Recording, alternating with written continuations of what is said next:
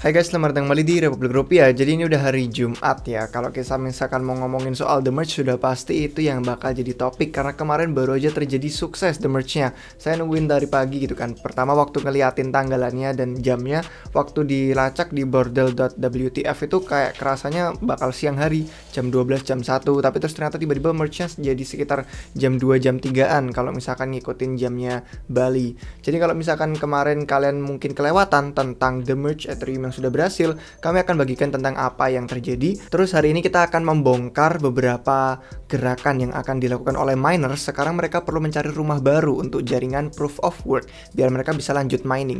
Nah, ada beberapa proyek yang besar dan ada beberapa proyek yang market cap-nya masih kecil yang mungkin bisa jadi potensi bagus karena nanti kalau misalkan miners pindah ke sana itu bisa mendorong untuk jaringannya menjadi lebih bernilai lagi. Jadi kalau kalian mau tahu para miners Ethereum sekarang pada bermigrasi dan pindah rumah ke jaringan proof of work mana, kalian harus tonton video ini sampai akhir. Oke, let's go.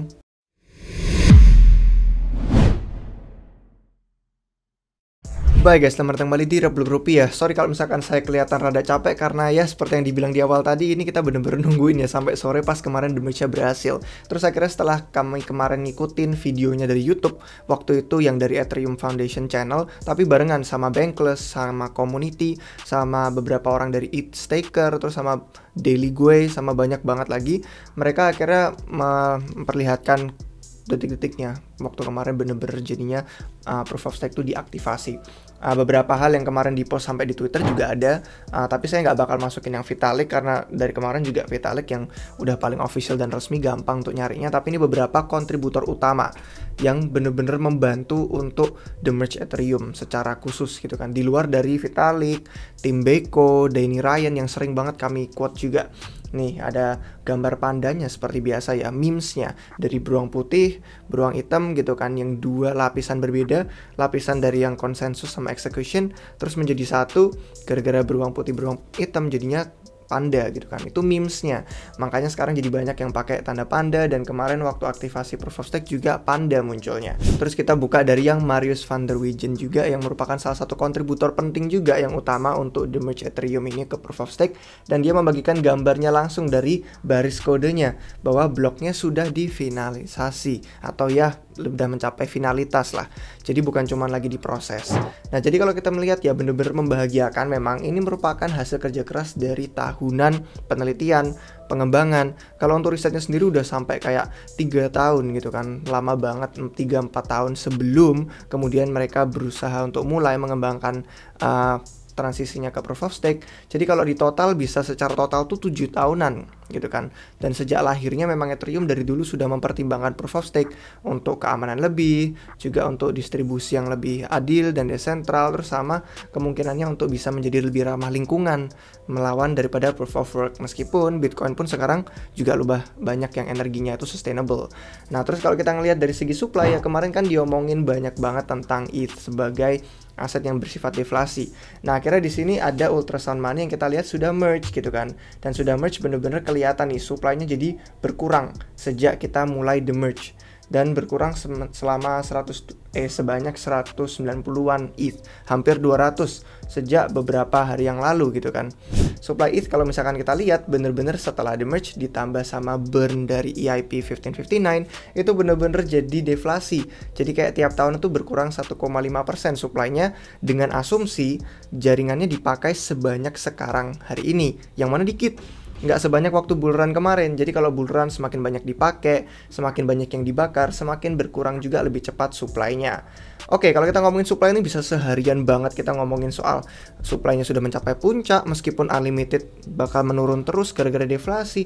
Kayak banyak banget hal yang bisa kita bahas, tapi kan tadi topiknya di awal kemana nih miners Ethereum pergi. Mereka perlu mencari rumah, mereka perlu profit. Yang namanya miners itu bukan merupakan orang yang bener-bener idealis atau kayak hanya bergantung pada filosofi sebuah proyek. Mereka tuh pergi kemana cuan bisa didapatkan.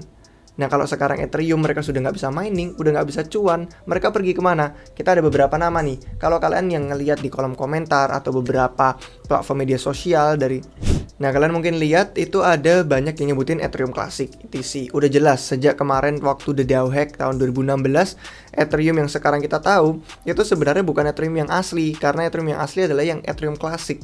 Ethereum yang sekarang kita tahu itu sebenarnya melakukan beberapa manuver yang bikin dana yang dicuri sama hackers itu dikembalikan, di-refund kepada para investor dan komunitas. Itulah kenapa Ethereum Classic yang percaya kalau ya udah kode, kalau udah kode gitu aja, jangan diubah-ubah, akhirnya mereka stay. Dan kita yang Ethereum sekarang yang lanjut sampai yang smart contract terbesar nomor 2 sekarang setelah Bitcoin, itulah yang merupakan hasil dari forknya. Nah, sekarang kalau misalkan kita ngelihat ya dari website whattomine.com, ini menunjukkan banyak jaringan proof of work yang bisa memberikan profit lumayan. Dan kalau misalkan bener-bener miners motivasinya cuan, pasti ngelihatnya bisa di sini juga di whattomine.com. Meskipun ada banyak sumber lain yang bagus juga. Kalau kita ngelihat dari segi profitabilitas, itu banyak yang namanya kayak ETC, Ergo, ada Ravencoin, ada Beam, ada Vero, ada Vertcoin, Zano, sampai banyak banget nama-namanya yang nggak jelas yang mungkin bagi beberapa orang yang sudah lama di pasar kripto pun belum pernah dengar, kecuali mereka memang sudah mendalami dunia mining. Nah, kita perlu ngeliat satu persatu nih, apakah benar nama-nama yang besar kayak Ethereum Classic, ETC, atau Ravencoin dengan RVN-nya, atau Ergo itu benar-benar yang terbesar, atau malah ada yang lebih kecil lagi yang ternyata potensinya lebih bagus. Nah, kita masuk dari yang pertama nih. Kalau kita ngomongin soal mining itu tentang hash rate. Hash rate itu apa sih? Hash rate itu tentang seberapa sulit memecahkan puzzle komputasi matematikanya. Yang mana nanti kalau siapa yang lebih cepat itu yang dapat reward. Itulah kenapa disebutnya dengan menambang, karena benar-benar berusaha keras banget memecahkan puzzle, solving computational problemnya, terus dikasih reward deh sama jaringannya itu sendiri. Jadi kalau kita ngelihat hash rate, itu menandakan bahwa miner sudah berpindah ke sana dan sedang mengoperasikan komputernya mereka. Ethereum Classic hash rate-nya benar-benar melonjak sejak bulan Juli Agustus. Jadi sebenarnya sama ya. Untuk semua jaringan proof of work ini benar-benar melonjaknya tuh mulai dari bulan Juli, bulan Agustusan. Pas kemarin mulai muncul beberapa berita tentang testnetnya Merge Ethereum, mulai dari yang Goerli, Sepolia, Ropsten, dan lain-lain. Nah, benar-benar melonjak nih guys. Kalau kalian ngeliat chartnya itu benar-benar ya garis vertikal ya ke atas, ketahuan banget lah. Kalau misalkan dilihat dari Juli, dari 20-an udah 128-an tera hash untuk jaringan Ethereum Classic. Dan ini pun mengikuti harganya, bukan mengikuti sih, harganya yang justru mengikuti. Gara-gara naratif orang melihat hash rate-nya banyak di sini dan mining pasti perlu cari cuan. Akhirnya mereka perlu cari cara biar bisa memompa harganya. Padahal nggak ada aplikasi apa-apa di Ethereum Classic. Udah dibully sama Charles Hoskinson juga kan, kayak dibilangin kalau Ethereum Classic udah komunitasnya nggak ngapa-ngapain, nggak ada hal yang berharga dan bernilai. Terus akhirnya ya udah gara-gara ngikutin naratif hash rate yang meningkat, harganya pun ikutan naik. Kalau kalian ngeliat di charts ETC. Nah, kalau kita ngeliat yang berikutnya lagi, ada si Ravencoin. Ravencoin sendiri juga lumayan garisnya vertikal gitu kan, meningkat, tapi nggak bener-bener sampai segila si Ethereum Classic gitu kan. Ya sebenarnya kalau secara kelipatannya kurang lebih sama, cuman kalau di dalam angka nominalnya itu dia nggak sampai 20 tera hash. Dan di sini sekitar 15-an, tapi kalau misalkan dia mulai, kalau kita hitung waktu kemarin di bulan Juli, bulan Agustus itu juga 2, jadi sekitar naik 7 kali lipatan. Dan kalau misalkan kita ngelihat yang ini, ya kurang lebih sama gitu kan, Ethereum Classic kalau misalkan 7 gitu kan, 7 ya sebenarnya sekitar kayak 140-an ya, kurang lebih gitulah. Kalian bisa lihat perhitungannya mirip-mirip. Tapi kalau misalkan kita ngelihat dari Michael Carter ini punya channel Bits Bitripin, dan dia ada di YouTube, ada di Twitch, ada di Twitter juga. Dan dia udah lama di Bitcoin tuh sejak tahun 2010. Dia selalu mengedukasi tentang mining, tentang teknologi, dan dia selalu melihat semua dari segi teknis, dari segi finansialnya, keuangan gimana. Dan dia sebenarnya berpikir kalau ETC dan Ravencoin, meskipun yang terbesar kedua yang sering banyak orang tahu, itu bisa dibilang kayak butuh banyak banget usaha untuk miner bisa profitable. Kenapa? Karena harga dan karena market cap-nya juga. Dan dia memperhitungkan supply juga. Jadi kalau misalkan kita lihat tweetnya yang terbaru, dia memperhitungkan bahwa dengan GPU yang bisa dipakai untuk mining proof of work gitu kan, kayak Ravencoin itu butuh kayak 10 kali lipat untuk bisa market cap-nya masuk ke top 10 gitu kan, atau kayak Flux, atau kayak Ergo, atau kayak ETC. Jadi kalau misalkan mau mencari yang profitable, dia sebenarnya menyebutkan beberapa nama lain yang di sini salah satunya tuh kayak si Flux. Nah, nanti kita bakal ngeliat nih Flux sama Ergo Sama satu lagi nih yang bener-bener terakhir mungkin belum pernah kalian dengar atau udah pernah dengar tapi jarang banget dibahas sama orang-orang. Kita lihat yang Flux dulu yuk. Nah, yang Flux di sini dulu namanya Zcash. Yang di sini juga mulai kita melihat ya kerasa bener-bener kenaikannya. Cuman kalau dalam setahunan terakhir bener-bener kenaikannya tuh nggak drastis gitu kan. Tetap sama dari sekitaran 3 gitu kan. Dari sekitaran 3 sampai sekarang juga cuman di 3,32an. Bener-bener nggak nyampe angka 5 gitu kan dalam setahunan terakhir. Tapi dia beranggapan bahwa sebenarnya Flux tuh menarik. Karena kalau kita lihat dari websitenya ya, dia tuh kegunaannya apa sih? Kalau dari websitenya ini dibilang Flux itu merupakan sebuah jaringan komputasi untuk Web3 yang desentral. Artinya apa? Artinya mereka punya ekosistem yang desentral untuk dunia Web3. Web3 itu ada apa aja sih? Nah, ekosistem yang mereka kerjakan itu, seperti kalian lihat di website sini, ada banyak. Mereka punya OS sendiri, sistem operasi. Mereka punya aplikasi-aplikasinya. Mereka punya jaringan para node yang saling independen. Mereka juga punya beberapa aset kripto yang bisa di mining gitu kan. Salah satunya si Flux itu. Tapi kalau misalkan kita ngomongin paralel mining, itu nanti ada bahasannya lagi dengan aset kripto lain. Terus ada Zelcore, ada Dashboard, ada DAO juga. Sebuah organisasi otonom yang desentral. Jadi ekosistemnya pun gede, dan kalau kita ngelihat Flux seperti apa, kurang lebih garis besarnya itu. Nah, tadi kita nyebutin aset kripto paralel. Itu apa sih? Ini merupakan blockchain yang banyak yang bisa kita gunakan untuk berfokus membangun gitu kan. Tapi nggak bener-bener bergantung sama nama-nama aset tertentu ini. Cuman ada hubungannya, ada kaitannya. Kayak Flux dengan Kadena, jaringan blockchain Proof of Work juga gitu kan. Ada Ethereum yang udah jelas, ada Binance, ada Solana, ada Tron, ada Avalanche. Jadi kalau kita ngelihat kaitannya, ini sebenarnya hanya beberapa. Kalau misalkan kalian sempat lihat lagi, ini kalau misalkan kita buka ya, oh ini ternyata berarti beda websitenya. Waktu kemarin kita pertama kali ngelihat kebuka, itu bener-bener dibilang ada beberapa aset kripto lain yang akan dihubungkan dengan Flux gitu kan. Ada sekitar 3 lagi yang beda.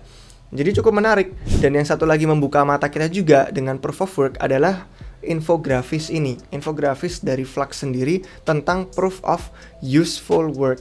Jadi kayak dari banyaknya narasi yang bilang Proof of Work itu buang-buang energi, mereka membuat sebuah infografi dan rencana konsep gimana caranya para miners yang ada di ekosistem Flux itu bisa bukan hanya menghabiskan energi yang terbuang sia-sia, tapi memiliki kasus kegunaan yang berguna. Makanya namanya Proof of Useful Work. Kasus-kasusnya itu kayak buat AI, apa kecerdasan buatan, artificial, buat rendering juga, yang mana dipakai untuk banyak hal. Dan ada cloud gaming. Jadi artinya apa sih? Artinya itu Flux sedang membangun ekosistem yang besar untuk bisa membuat miners. Apapun lah kegunaan-kegunaan yang penting, yang utama, yang bisa dipakai untuk diadopsi orang-orang, itu semakin membawa profit ke para minersnya.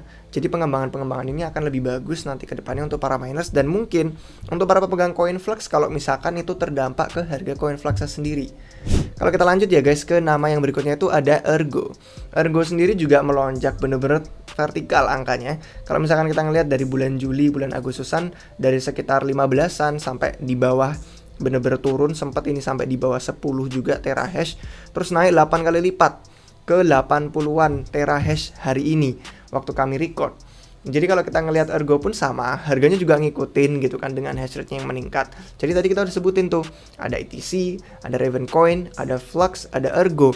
Itu beberapa jaringan utama yang besar yang orang-orang udah tahu, yang orang-orang udah ngomongin, yang mereka tuh ngelihat oke, miners tuh pada berpindah ke 4 jaringan ini. Tapi ternyata ada satu lagi guys yang bener-bener menarik ini sebenarnya. Kenapa tuh menariknya? Karena kalau kita ngelihat ya dari CoinGecko, kalau kita ngelihat dari segi harga aja nih, bukan dari segi teknologi, sebenarnya ya koin-koin yang kita sebutin tadi, itu awal-awalnya udah masuk ke top 100. Kayak ETC gitu kan, sama Raven itu udah top 100. Nah untuk ETC-nya sendiri itu udah ada di peringkat 18. Tapi kalau misalkan kita ngelihat yang Raven, yang RVN, itu juga dia udah ada di top 100. Dia masuknya di peringkat 65. Jadi kayak market cap-nya udah gede gitu kan. Jadi lebih sulit lagi untuk menaikkan market cap-nya untuk bisa lebih profitable bagi miners. Terus gimana kalau kayak Ergo tadi yang kita sebutin juga. Nah, Ergo ini udah, dia sebenarnya nggak sampai top 100, tapi sudah lumayan besar juga. Kayak ada di peringkat 135 untuk Ergo sendiri. Terus yang Flux tadi yang kita barusan omongin, itu ada di peringkat mana? Kita lihat lagi nih, cari Flux, itu ada di peringkat 125. Jadi kayak market cap-nya oke lah, ada yang di top 100, ada yang di top 150-an. Gimana kalau kita ada satu lagi low cap yang jauh di bawah dari itu market cap-nya, tapi dia merupakan jaringan proof of work yang mungkin dapat menerima banyak miners yang mencari rumah untuk pindah dari Ethereum. Nah, ini yang berikutnya itu namanya adalah Kaspa. Kalau kita ngeliat dari market cap-nya itu kemarin ya, baru aja kemarin bener-bener rankingnya masih di 500-an. Terus sekarang udah di ranking 400-an. Jadi entah apa yang bener-bener membuat harganya tinggi juga untuk naik. Tapi kalau kita ngeliat cuman di 46 jutaan doang. 47-an lah kalau kita bulatkan, 47 juta dolar. Kaspa itu apa sih? Coba kita lihat dulu dari hash rate-nya. Hash rate-nya sendiri pun kita bisa melihat benar-benar melonjak ya dari bulan Juli Agustus juga sama. Benar-benar momentum yang sama dengan ketika kita ngelihat kemarin banyak miners mencari rumah baru. Ada dari sekitar tuh di bawah 8, di bawah 9 terahash. Jadi secara umum di bawah 10, terus benar-benar naik 10 kali lipat sampai 85-an, hampir 90 terahash. Meskipun sekarang rada jatuh nih, benar-benar merosot sampai ke 60-an terahash.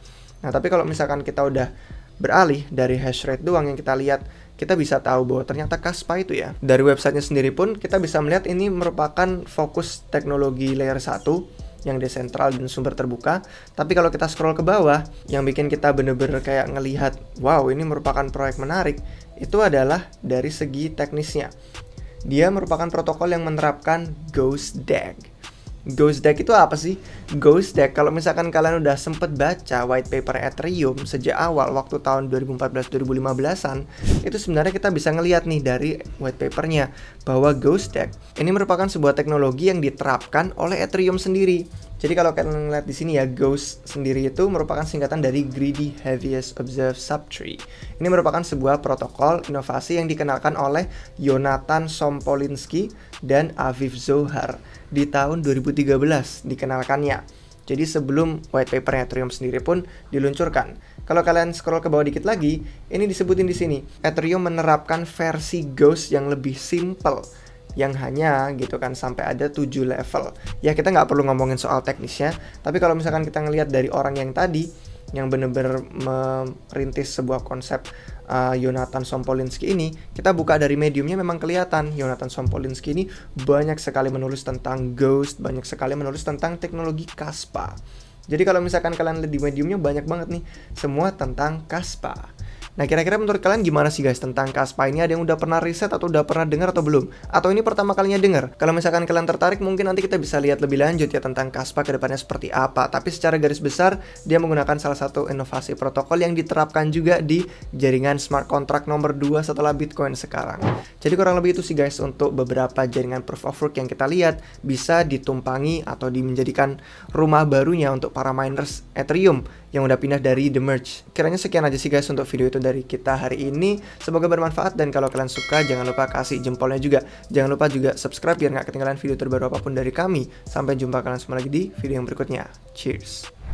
Halo semuanya, jika kalian baru saja memulai perjalanan kripto kalian, atau jika kalian sudah berpengalaman dan ingin menyelam lebih lanjut, kami memiliki semua bantuan dan informasi yang kalian butuhkan jika kalian bergabung menjadi anggota komunitas Republik Rupiah. Di website republikrupiah.com, kami juga memiliki berbagai artikel berita seputar dunia kripto, artikel blog gratis, dan link video YouTube kami yang dapat kalian cari dan akses secara gratis. Kami juga memiliki merchandise RR seperti yang saya sedang pakai ini, yang dapat kalian beli langsung dari website kami. Dan tentu saja, semua video yang kalian tonton hari ini bukan merupakan nasihat keuangan. Semua konten yang kami buat hanya ditujukan sebagai hiburan maupun edukasi semata. Jika kalian mencari nasihat keuangan, kalian bisa menghubungi penasihat keuangan terdekat kalian atau penasihat keuangan lainnya. Sampai jumpa di video berikutnya.